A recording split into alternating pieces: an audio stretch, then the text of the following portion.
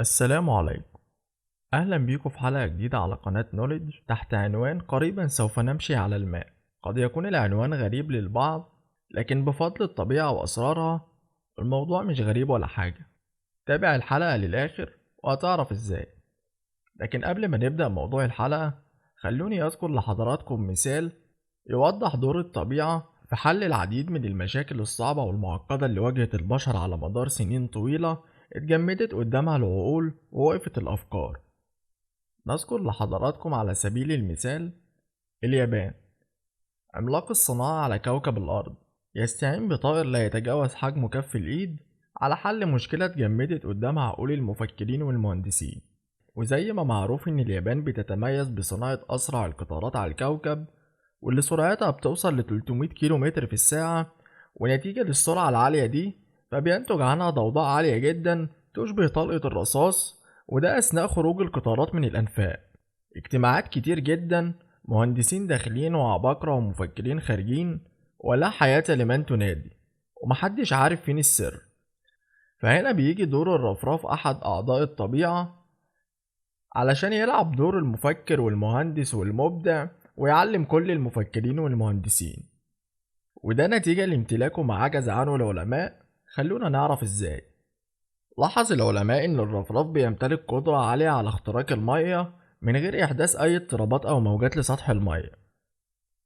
بدأ العلماء والمهندسين في تصميم مقدمة القطار بحيث انها تاخد شكل منقار الرفراف، والتعديل اللي قد يكون بسيط من وجهة نظر ناس كتير مش بس قدر انه يمنع الضوضاء، ده كمان ساعد على خفض معدل استهلاك الطاقة حوالي 15%، وكمان رفع من سرعة القطار حوالي 10%.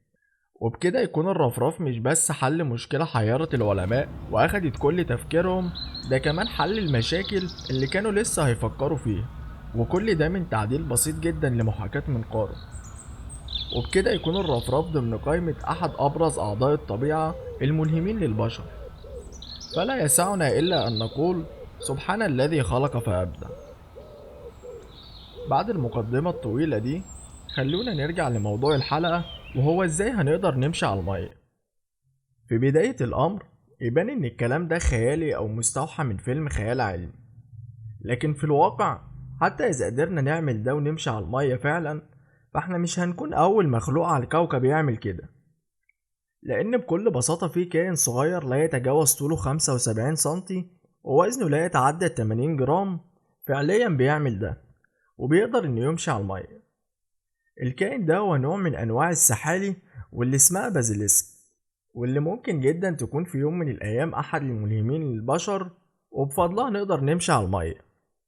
بتعيش سحالي بازيليسك في جنوب المكسيك وأمريكا الوسطى والجنوبية.